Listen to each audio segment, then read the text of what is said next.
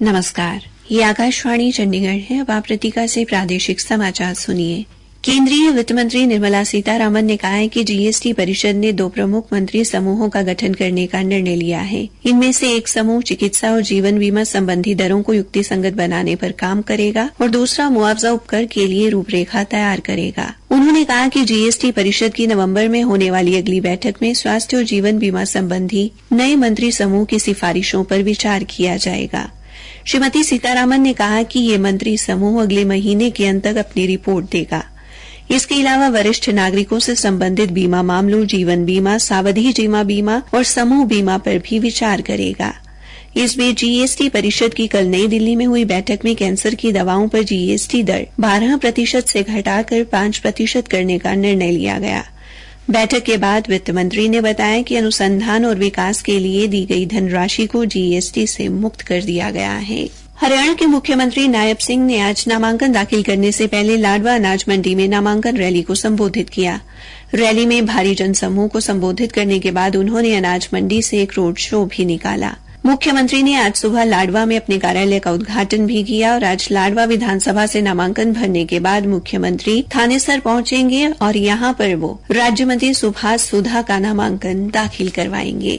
पूर्व मंत्री professor Chhatarpal Singh Bharatiya Janata party छोड़कर आम आदमी पार्टी में शामिल हो गए हैं। आम आदमी पार्टी ने उन्हें बरवाला से टिकट दिया है। प्रोफेसर छतरपाल सिंह उप प्रधानमंत्री ताऊ देवीलाल को हराकर चर्चा में आए थे। उन्होंने विद्यार्थियों और युवाओं के लिए भी लंबी लड़ाई लड़ी थी। हरियाणा विधानसभा चुनाव के लिए जननायक जनता पार्टी और आजाद समाज पार्टी कांशीराम गठबंधन ने 12 उम्मीदवारों की नई सूची जारी की है। इस सूची में जननायक जनता पार्टी ने 10 और आजाद समाज पार्टी कांशीराम ने 2 उम्मीदवार घोषित किए हैं। जननायक जनता पार्टी ने पंचकूला से सुशील गर्ग, अंबाला छावनी से अवतार करधान, पहेवा से डॉ सुखविंदर कौर, कैथल से संदीप गढ़ी और गन्नौर से अनिल त्यागी को चुनाव मैदान में उतारा है। वहीं सफीदों से सुशील बैरागी, गढ़ी सांपला की लोई से एडवोकेट सुशीला देशवाल, पटौदी से अमरनाथ, गुड़गांव से अशोक जांगड़ा और फिरोजपुर झिरखा से जान मोहम्मद को टिकट दी गई है। आजाद समाज पार्टी कांशीराम ने अंबाला शहर से पारुल नागपाल और नीलोखेड़ी से करण सिंह भुक्कल को अपना प्रत्याशी बनाया है। आम आदमी पार्टी ने अपने उम्मीदवारों की दूसरी सूची जारी की है।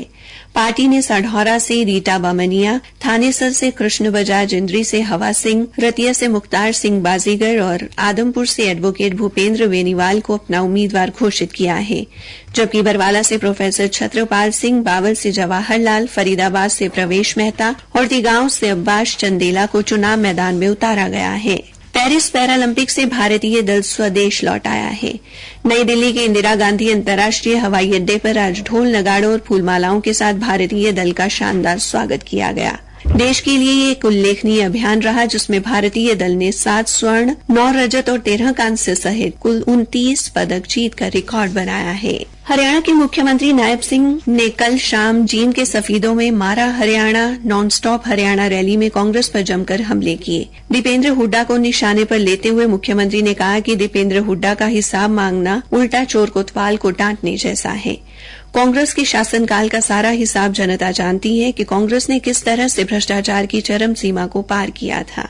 उन्होंने दावा किया कि 8 तारीख को भारतीय जनता पार्टी बहुमत के साथ अपनी सरकार बनाएगी। मुख्यमंत्री ने कहा कि हरियाणा का ये विधानसभा चुनाव कोई आम चुनाव नहीं बल्कि हरियाणा में आने वाली खुशहाली की कहानी को लिखने वाला चुनाव है। रैली को संबोधित करते हुए मुख्यमंत्री ने कहा कि 2 महीनों के कार्यकाल का मैंने 1-1 घंटे का हिसाब दिया है। पिछले 10 वर्षों में भारतीय जनता पार्टी ने बिना भेदभाव किए हरियाणा का विकास किया है। उन्होंने कहा कि कांग्रेस के नेता झूठ बोलकर लोगों को भ्रमित करने का खेल खेल रहे हैं, लेकिन हरियाणा की जनता जागरूक है। उन्होंने कार्यकर्ताओं से भी एकजुट होकर बीजेपी प्रत्याशी राम कुमार गौतम को बड़े अंतर से विजयी बनाने की अपील की। इसी के साथ ये समाचार बुलेटिन समाप्त हुआ।